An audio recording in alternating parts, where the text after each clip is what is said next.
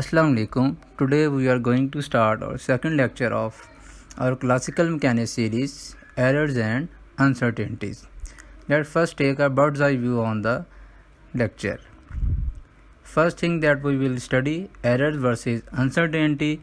Second thing will be types of errors.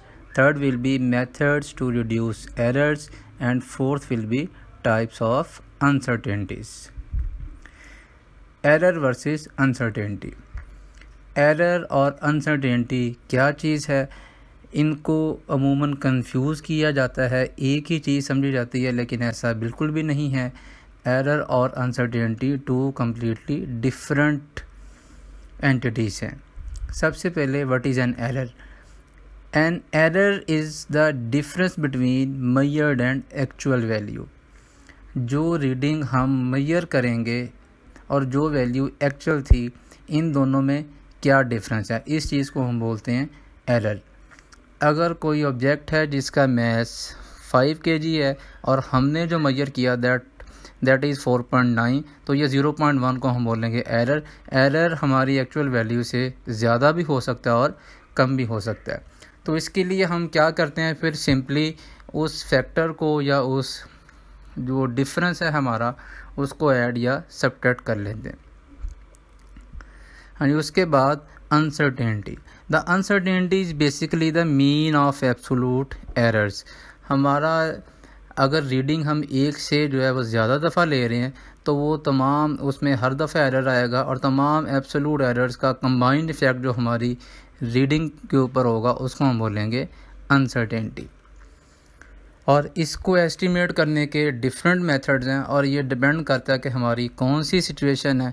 और ये 5 जो सिचुएशन हैं, इसको हम जो है स्टडी करेंगे और इसके ऊपर हमारा पूरा एक जो है वो लेक्चर आएगा, वो असेसमेंट ऑफ टोटल अनसर्टेनिटी इस नाम से। अभी तक के लिए हम इसी लेक्चर को कंटिन्यू करेंगे। Types of errors. एरर को बेसिकली 2 टाइप्स में डिवाइड किया जाता है, random error and systematic error. Random error की वो टाइप है, इसको अगर हम अगर डिफाइन करें, it is an error which is produced when repeated measurements of the quantity give different values under same condition. अगर हमने कंडीशन चेंज नहीं की और एक ही एक्सपेरिमेंट रिपीट कर रहे हैं, एक ही क्वांटिटी को मेजर कर रहे हैं और हर दफ़ा हमारे पास उसका जो आंसर है वो चेंज आ रहा है, तो इस टाइप का जो एरर है हम इसे बोलेंगे रैंडम एरर। और ये क्यों आएगा, इसके लिए it may occur due to inexperience person और changing environment parameters like temperature और pressure.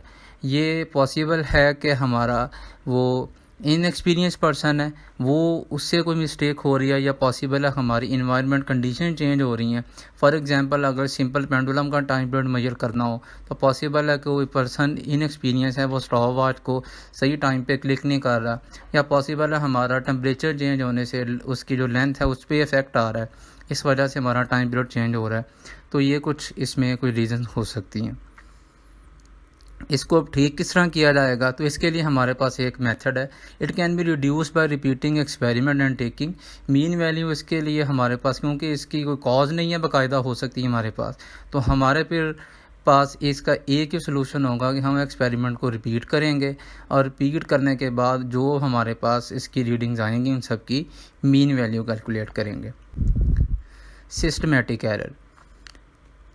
It is an error which is produced when there is a consistent difference in the reading.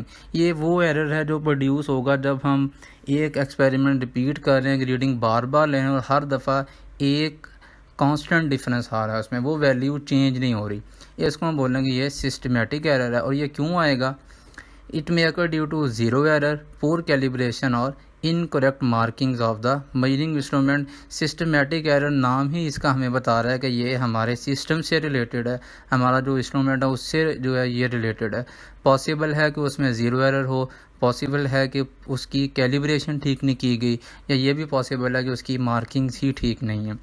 तो इसके लिए हमारे पास क्या सोल्यूशन होगा, हम इस इंस्ट्रूमेंट को एक स्टैंडर्ड इंस्ट्रूमेंट के साथ कंपेयर करके हम अपना एरर फाइंड कर सकते हैं, या दूसरे इसमें ये होगा कि ज़ीरो करेक्शन फैक्टर वगैरह अप्लाई करके भी इस एरर को करेक्ट किया जा सकता है।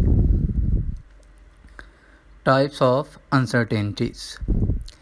अनसर्टेनिटीज़ को दो टाइप्स में डिवाइड किया जाता है, एब्सोल्यूट अनसर्टेनिटी और फ्रैक्शनल अनसर्टेनिटी।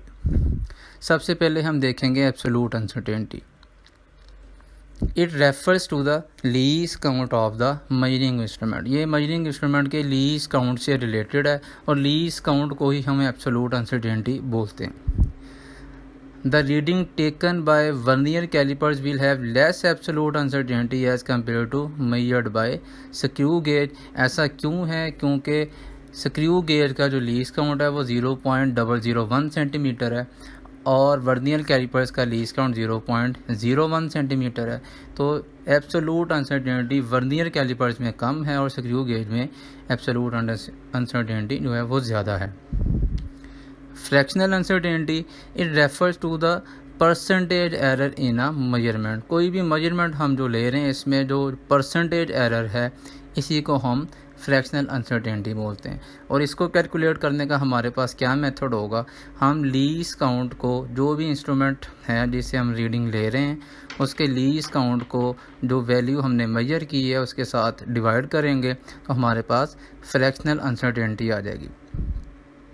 और फ्रैक्शनल अनसर्टेनिटी को अगर हमने जो परसेंट में फाइंड करना हो उसको हम फिर जो परसेंटेज एरर बोल देते हैं। सिंपली फ्रैक्शनल अनसर्टेनिटी को 100 के साथ जब मल्टीप्लाई कर देंगे तो उसको हम बोलते हैं परसेंटेज एरर। होपफुली आपको ये वीडियो पसंद आई होगी और आपने इसमें एरर और अनसर्टेनिटी के डिफरेंस को अंडरस्टैंड भी किया होगा। तो इंशाल्लाह इसी सीरीज़ को हम आगे कंटिन्यू रखेंगे। Till then we'll wait for the next video.